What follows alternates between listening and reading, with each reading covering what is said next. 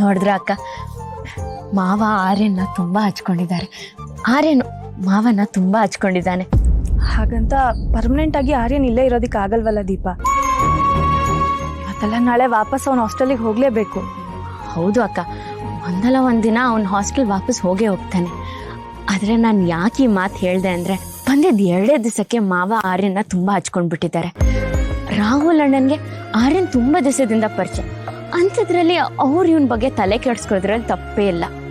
ಅಂದ್ರೆ ಅಂದ್ರೆ ಇಷ್ಟು ಚೂಟಿಯಾಗಿರೋ ಹುಡುಗನ್ನ ಯಾರ್ ತಾನೇ ಇಷ್ಟಪಡಲ್ಲ. ನೀವೇನು ತಲೆ ಕೆಡ್ಸ್ಕೊಬೇಡಿ, ಆದಷ್ಟು ಬೇಗ ನಾನೇ ಆರ್ಯನ್ನ ಹಾಸ್ಟೆಲ್ ಬಿಟ್ಬರ್ತೀನಿ.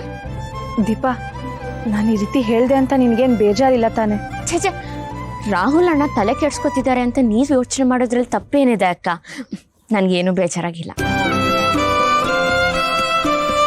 Very good.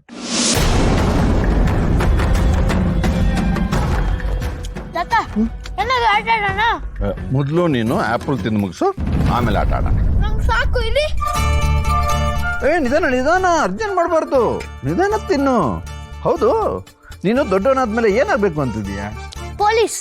ಓ, ನೀನು ಪೊಲೀಸ್ ಆಗಿ ಆಮೇಲೆ ಕಳ್ಳರನ್ನೆಲ್ಲ ಹಿಡಿದು ಜೈಲಿಗೆ ಹಾಕ್ತೀಯ ಅಲ್ವಾ? ಜೈಲ್ಗೆ ಹಾಕೋದಲ್ಲ, ಮತ್ತೆ ಅವ್ರನ್ನ ಶೂಟ್ ಮಾಡ್ತೀನಿ. ಅಯ್ಯೋ. ನೋಡಿ, ನಿಮಗೆ ಶೂಟ್ ಮಾಡ್ತೀನಿ. ಅಮ್ಮ, ಗನ್ ಹಿಡ್ಕೊಂಡು ಹಾಗೆಲ್ಲ ಯಾರನ್ನು ಶೂಟ್ ಮಾಡಬಾರ್ದು, ಗೊತ್ತಾಯ್ತಾ?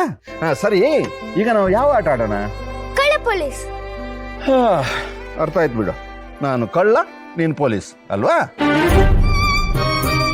ನೀನು ಕಣ್ಣು ಮುಚ್ಕೊಂಡು 10 ಎಣಿಸ್ಬೇಕು. ಅಷ್ಟೊತ್ತಿಗೆ ನಾನು ಹೋಗಿ ಎಲ್ಲಾದ್ರೂ ಹೈಡ್ ಆಗ್ತೀನಿ.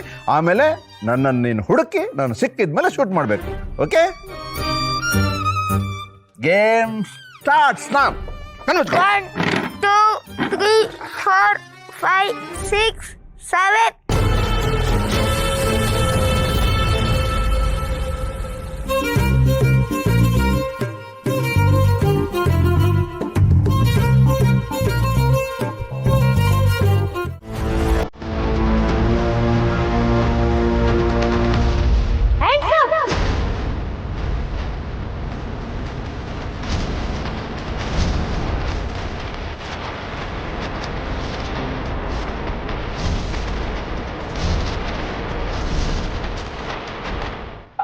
ಆರ್ಯನ್, ಏನ್ ಮಾಡ್ತೀರಿ ಪುಟ್ಟ? ನಾನು ಪುಟ್ಟ ಅಲ್ಲ, ಪೊಲೀಸ್. Hands up. ಪಿಸ್ತೂಲ್ ಎಲ್ಲಿ ಸಿಕ್ತ ನನಗೆ? ಇದನ್ನ ಬಿಸಾಕೋದ್ರೆ ನೀ ನೋಡೋಕ್ಯಾ? ನನಗೆ ಗೊತ್ತು. ನಾನು ನಿನ್ನ ಅರೆಸ್ಟ್ ಮಾಡಕ್ ಬಂದಿದ್ದೀನಿ. ಹ್ಯಾಂಡ್ಸ್ ಅಪ್, ಕೈ ಎತ್ತು. ನೋಡು, ನನ್ನ ಮಾತು ಕೇಳು. ಪಿಸ್ತೂಲ್ ಕೊಡು ಇಲ್ಲಿ. ಮುಂದೆ ಬಂದ್ರೆ ಶೂಟ್ ಮಾಡ್ಬಿಡ್ತೀನಿ. ಅರೆ, ಅದ್ ನಿನ್ಗೆ ಯಾರು ಕೊಟ್ರು? ಯಾರು ಕೊಟ್ಟಿಲ್ಲ, ನಾನೇ ಎತ್ಕೊಂಡೆ. Hands up. ಪಿಸ್ತೂಲ್ ಎಲ್ಲ ಇಟ್ಕೋಬಾರ್ದು, ಬಿಸಾಕೋದನ್ನ.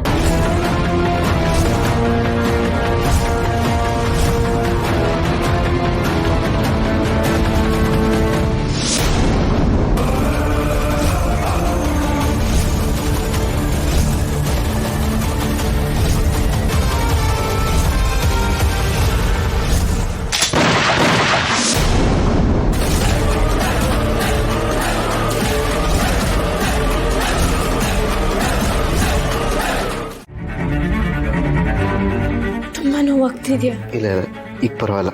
ನೋವಿನ್ನೂ ಕಮ್ಮಿ ಇರುತ್ತೆ. ಆದರೂ ಚಿರು, ಇನ್ನೊಂದು 2 ಡೇಸ್ ಆದರೂ ಹಾಸ್ಪಿಟ್ಲಲ್ಲಿ ರೆಸ್ಟ್ ಮಾಡಬೇಕಿತ್ತು.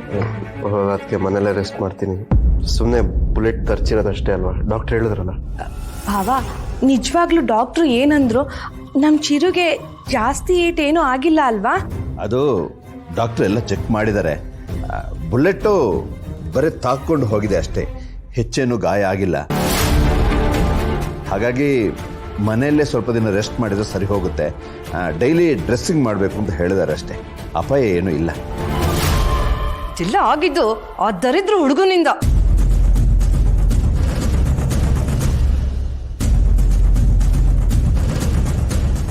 ಅವನ ಕೈಗೆ ನನ್ನ ರೂಮಲ್ಲಿ ಇದ್ದಿದ್ದ ಗನ್ ಹೇಗೆ ಸಿಕ್ತು ಚಿಕ್ಕತ್ತೆ?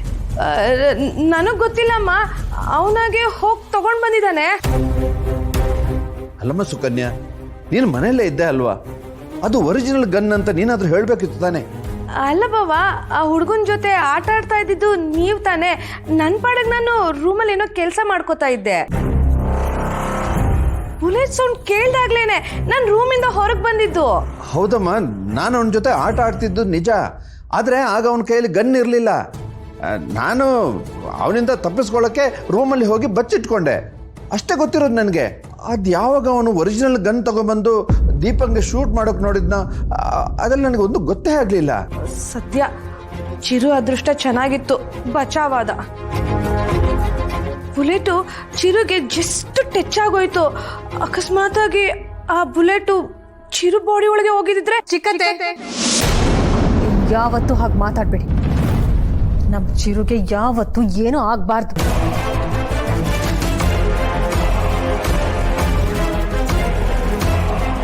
ಹೋಗ್ಲಿ ಬಿಡು ಸೌಂದರ್ಯ. ಚಿರು ಹೋಗಿ ರೆಸ್ಟ್ ಮಾಡು. ದೀಪ, ಚಿರುನ ರೂಮಿಗೆ ಕರ್ಕೊಂಡು ಹೋಗಮ್ಮ. ನಿಧಾನ.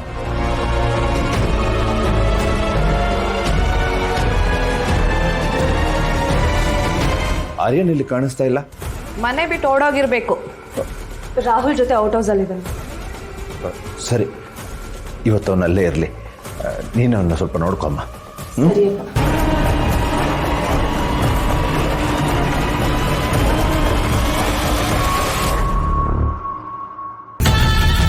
ಚಿಕ್ಕತ್ತೆ ನಿಜ ಹೇಳಿ, ಆರ್ಯನ ಅವನೇ ನನ್ನ ರೂಮ್ಗೆ ಹೋಗಿ ಗನ್ ತಗೊಂಡ ಅಥವಾ ಆ ಗನ್ ಅಲ್ಲಿದೆ ಹೋಗಿ ತಗೋ ಅಂತ ನೀವು ಅವನಿಗೆ ಹೇಳಿದ್ರ?